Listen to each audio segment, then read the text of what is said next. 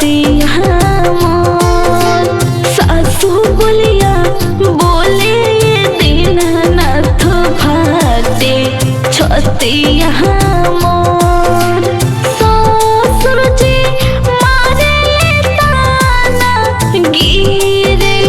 अखिया लोर कवनी को रनिया सूरज देव सोना गोदिया मोर कवनी को रनिया देत मल सोना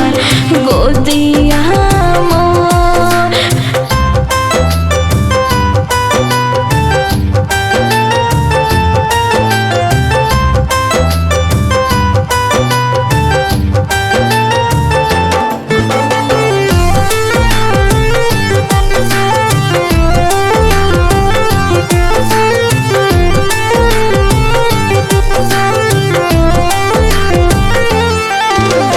गोदी में बोलिया बोले दीनानाथ फाटे छतिया मोर गोदी में बोलिया बोले दीनानाथ फाटे छतिया मोर भाई सूरजी मारे ताना गिरे नैना लोर कवनी को रनिया सूरज देव सोना गोदिया मोर कवनी को रनिया देत मल सोना गोदिया मोर।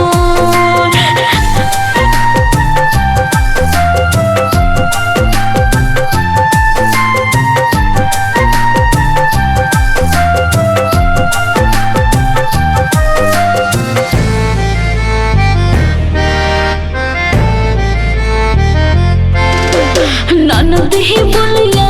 बोले दीनानाथ फाटे छतिया मोर ननद ही बोलिया बोले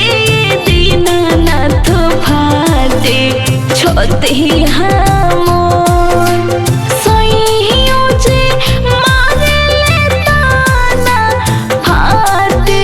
छतिया मोर कवनी को रनिया देत मल सोना गोदिया मोर कवनी को रनिया सूरज देव सोना गोदिया मोर।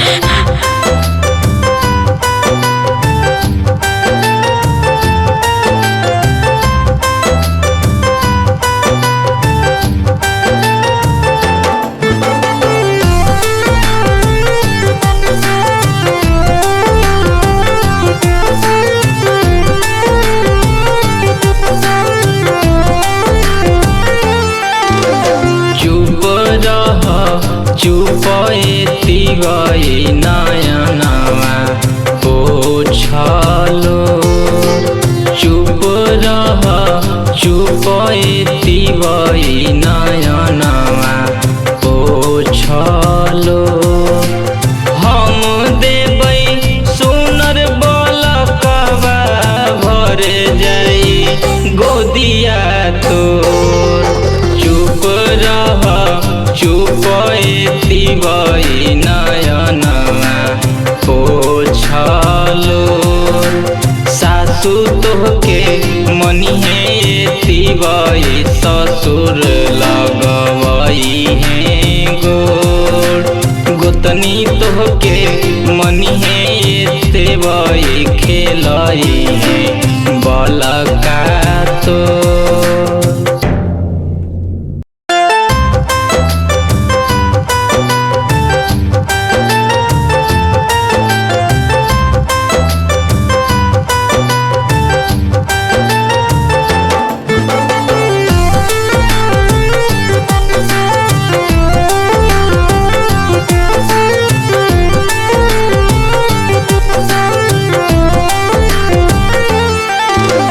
जानी जई